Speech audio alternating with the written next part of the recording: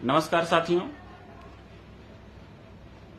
इस बार जो BA first year में बच्चे आए हैं इलाहाबाद विश्वविद्यालय में और वो लोग एनईपी पाठ्यक्रम के आधार पर अध्ययन का कार्य यहां पर करेंगे, उनके लिए मैंने पुस्तकें सजेस्ट की थी। उसमें मैंने 3 कैटेगरी बनाकर जो है पुस्तकों को आपको रिकमेंड किया था। उन 3 कैटेगरीज में से जो पहली कैटेगरी है उसमें मैंने उपेंद्र सिंह की बुक रिकमेंड की थी, प्राचीन एवं पूर्व मध्यकालीन भारत का इतिहास। यह पुस्तक मैंने जैसा कि बताया है पहले से ही कि आपको पूरे के पूरे स्नातक पाठ्यक्रम में सारे वर्षों में सारे सेमेस्टर्स में वह आपके काम आने वाली है। इसके अलावा अगर आप परास्नातक करते हैं या आप जो है नेट जेआरएफ का एग्जाम देते हैं तो वहां आपके लिए यह कंपलसरी बुक है, वहां जाकर आपको पढ़ना ही पड़ेगा। तो अगर आप अभी से आदत डाल लेते हैं अच्छी पुस्तक पढ़ने का तो आपको उसका अतिरिक्त फायदा मिलता है, क्योंकि फिर आपसे फैक्ट मिस नहीं होते हैं, ना तो कॉन्सेप्ट मिस होते हैं। उस पुस्तक की खूबी यह है कि अभी तक जो अद्यतन शोध कार्य हुए हैं उन सारे शोध कार्यों को उसमें संकलित किया गया है। तो अब समस्या यह है कि बीए फर्स्ट ईयर के बच्चे चूंकि अभी बिल्कुल इंटर पास करके आए हैं, अधिकांश बच्चों के साथ समस्या ये होती है कि वो लोग साइंस स्ट्रीम से हुए होते हैं, फिर यहाँ पर आकर आर्ट्स लेते हैं, तो उनके लिए बिल्कुल नई चीज हो जाती है, थोड़ा सा उनके लिए कठिन हो जाता है। तो उसका बहुत आसान सा तरीका मैंने सुझाया हुआ था कि आप लोग इस पुस्तक को ओल्ड एनसीईआरटी के साथ कनेक्ट करके पढ़ें। ओल्ड एनसीईआरटी आप लोग मार्केट से ले सकते हैं, आर.एस. शर्मा की बुक है वो लिखी हुई प्राचीन भारत।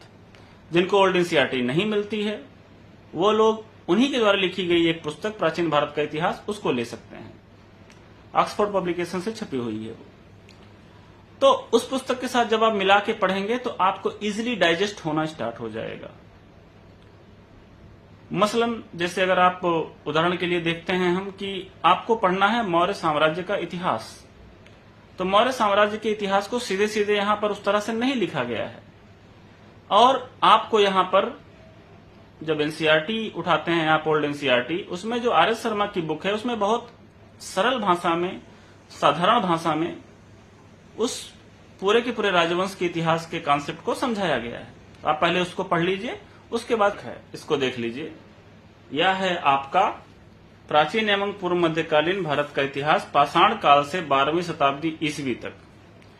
तो यह पुस्तक ऐसी है जो आपके पेपर 1 में भी, अर्थात जो पुरातत्व का पेपर है उसमें भी आपका पूरा साथ देने वाली है।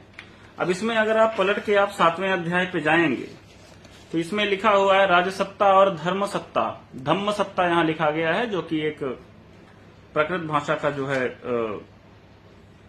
शब्द है। मौर्य साम्राज्य 324 से 187 ईसा पूर्व।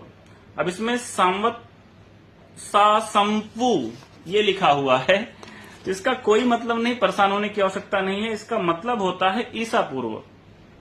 इसका तात्पर्य सिंपल सा है, ईसा पूर्व। इसको आप बीसी समझ के चलिए, ईसा पूर्व, बिफोर बर्थ ऑफ क्राइस्ट।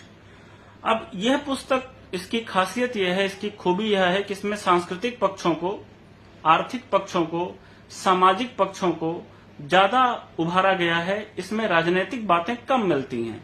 तो इन्हीं राजनीतिक बातों के लिए आपको अध्ययन करना है आर.एस. शर्मा की उस ओल्ड एनसीईआरटी अथवा उनके द्वारा लिखी गई पुस्तक का। तो इस प्रकार से आप अध्ययन करेंगे तो आपको कोई समस्या यहां नहीं होने वाली है। हम बस चाहते हैं कि ये पुस्तक पढ़ने की आदत आप अभी से डालें, सिर्फ उनके लिए जो लोग इतिहास विषय को लेकर आगे बढ़ना चाहते हैं। फिर से मैं रिमाइंड करा रहा हूं, इतिहास विषय को लेकर आगे बढ़ना चाहते हैं उन्हीं के लिए यह पुस्तक रिकमेंडेड है। इसको अपने दिमाग में बिल्कुल बैठा लीजिए। अगर आपको इतिहास विषय के साथ आगे नहीं बढ़ना है, बीए करके इसको छोड़ देना है, इसमें कोई कैरियर नहीं तलाशना है, तो आपके लिए यह पुस्तक नहीं है। तो फिर आप आर.एस. शर्मा पढ़ के भी काम चला सकते हैं, कोई समस्या वाली बात नहीं है। धन्यवाद।